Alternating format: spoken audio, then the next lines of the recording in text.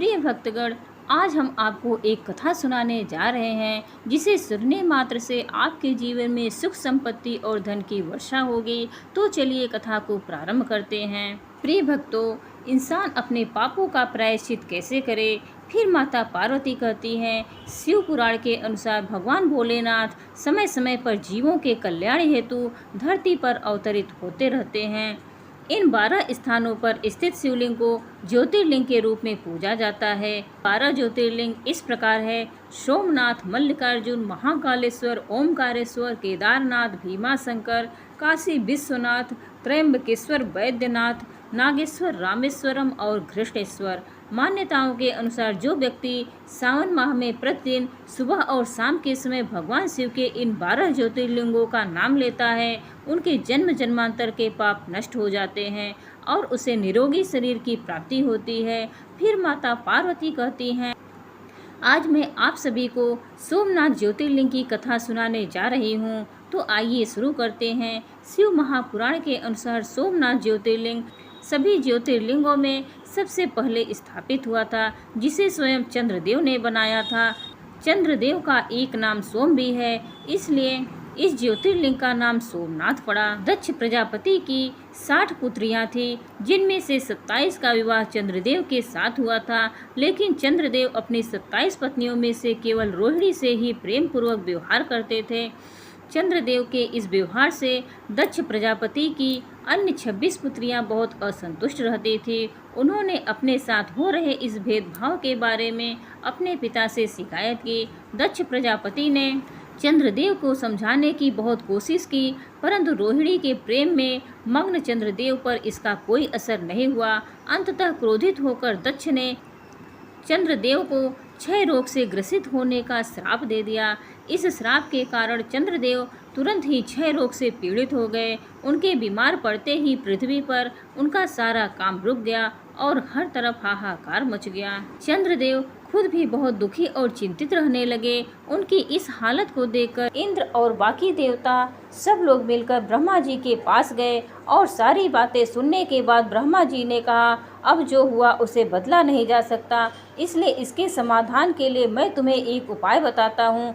चंद्रदेव सभी देवताओं के साथ प्रभास नामक क्षेत्र में जाकर महामृत्युंजय मंत्र का विधि पूर्वक अनुष्ठान करते हुए भगवान शिव की आराधना करें। अपने सामने भगवान शिव की शिवलिंग की स्थापना करें और वहां तपस्या करें। ऐसा करने से भगवान शिव प्रसन्न होकर उन्हें रोग मुक्त कर देंगे। ब्रह्मा जी की आज्ञा के अनुसार चंद्रदेव सभी देवताओं के साथ प्रभास क्षेत्र में चले गए। वहां जाकर उन्होंने 6 महीने तक निरंतर भगवान शिव की तपस्या की और महामृत्युंजय मंत्र से भगवान शिव का पूजन किया। उन्होंने 10 करोड़ बार महामृत्युंजय मंत्र का जाप किया और ध्यान मग्न होकर वहां खड़े रहे। उनकी तपस्या देखकर भक्त वत्सल भगवान शिव प्रसन्न होकर उनके सामने प्रकट हुए और बोले, चंद्रमा तुम चिंता मत करो, मेरे आशीर्वाद से तुम श्राप से मुक्त हो जाओगे और प्रजापति दक्ष के वचनों की रक्षा भी होगी। कृष्ण पक्ष में तुम्हारी 11 कलाएं घट जाएंगी, लेकिन शुक्ल पक्ष में वे फिर से बढ़ेंगी। इस प्रकार प्रत्येक पूर्णिमा को तुम पूर्ण रूप प्राप्त करोगे। भगवान शिव से ऐसा वरदान पाकर चंद्रदेव प्रसन्न हो गए और फिर से 10 दिशाओं में अपनी सुधा बरसाने लगे, जिससे सभी जीव प्रसन्न हो गए। श्राप मुक्त होकर चंद्रदेव ने अन्य देवताओं के साथ मिलकर भगवान शिव से प्रार्थना की कि वे माता पार्वती के साथ सदा के लिए समस्त प्राणियों के उद्धार हेतु यहाँ निवास करें। भगवान शिव ने चंद्रदेव की इस प्रार्थना को स्वीकार किया और ज्योतिर्लिंग के रूप में माता पार्वती के साथ प्रभास क्षेत्र में रहने लगे। सौराष्ट्र में स्थित प्रभास क्षेत्र में इसे सोमनाथ ज्योतिर्लिंग की महिमा महाभारत, श्रीमद्भागवत और स्कंद पुराण में भी विस्तार से बताई गई है। चंद्रमा का एक नाम सोम भी है। चंद्रदेव ने भगवान भोलेनाथ को अपना स्वामी मानकर यहाँ तपस्या की थी। उन्हीं के नाम पर भगवान भोलेनाथ सोमेश्वर कहलाए और सोमनाथ के नाम से तीनों लोकों में विख्यात हुए। जो मनुष्य सोमनाथ का पूजन करते हैं उन्हें सभी प्रकार के रोगों की मुक्ति मिल जाती है।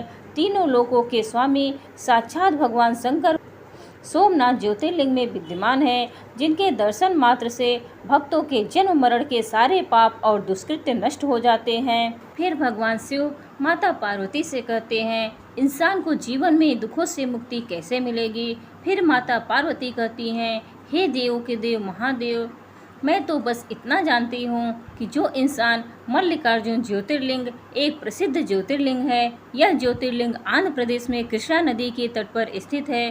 भारत में इसे दक्षिण भारत का कैलाश भी कहा जाता है। मान्यताओं के अनुसार इनके दर्शन मात्र से ही सभी लोगों की मनोकामनाएं पूर्ण हो जाती हैं। हिंदू धर्म पुराणों में बताया गया है कि सनातन धर्म में भगवान शिव को मानने और उनकी आराधना करने वाले अनेक भक्त हैं। मान्यताओं के मुताबिक भगवान शिव की श्रद्धा भाव से पूजा करने से सभी पापों से मुक्ति मिलती है और व्यक्ति को मोक्ष प्राप्त होता है। 12 ज्योतिर्लिंगों में दूसरा है मल्लिकार्जुन।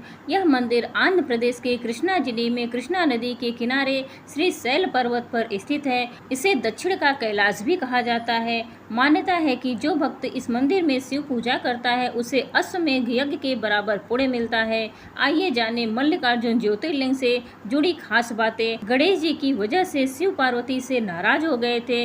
कार्तिकेय मल्लिकार्जुन ज्योतिर्लिंग की कथा शिव पार्वती, गणेश जी और कार्तिकेय स्वामी से जुड़ी है। जब गणेश जी और कार्तिकेय स्वामी विवाह योग्य हुए तो एक दिन शिव जी और देवी पार्वती ने सोचा कि अब इन दोनों पुत्रों का विवाह कर देना चाहिए। दोनों पुत्रों के विवाह का विचार आने के बाद शिव पार्वती ने कार्तिकेय स्वामी और गणेश जी को बुलाया।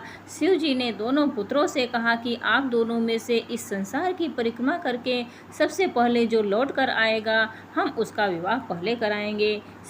शिव जी की शर्त सुनते ही कार्तिकेय स्वामी अपने वाहन मोर पर बैठकर तुरंत उड़ गए। गणेश जी अपने वाहन चूहे पर बैठे और कुछ सोचने के बाद उन्होंने अपने माता पिता की परिक्रमा कर ली। गणेश जी ने शिव पार्वती से कहा कि मेरे लिए तो आप दोनों ही पूरा संसार है। गणेश जी की इस बात से शिव पार्वती बहुत प्रसन्न हो गए और उन्होंने गणेश जी का विवाह करा दिया। कुछ समय बाद कार्तिकेय स्वामी संसार की परिक्रमा करके लौटे और देखा कि गणेश जी का विवाह हो चुका है। जब कार्तिकेय स्वामी को पूरी बात मालूम हुई तो वे क्रोधित हो गए। उन्हें लगा कि माता पिता यानी शिव पार्वती ने उनके साथ सही नहीं किया है। इस बात से क्रोधित होकर कार्तिकेय स्वामी ने कैलाश पर्वत छोड़ दिया और क्रौंच पर्वत पर चले गए। यह क्रौंच पर्वत दक्षिण भारत में कृष्णा जिले में कृष्णा नदी के तट पर स्थित है, जिसे श्री शैल पर्वत भी कहा जाता है।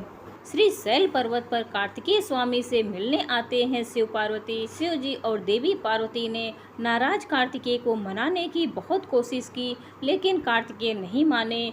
जब शिव पार्वती को लगा कि कार्तिकेय अब कैलाश लौटकर नहीं आएंगे तो उन्होंने तय किया कि वे ही समय समय पर कार्तिकेय से मिलने जाएंगे।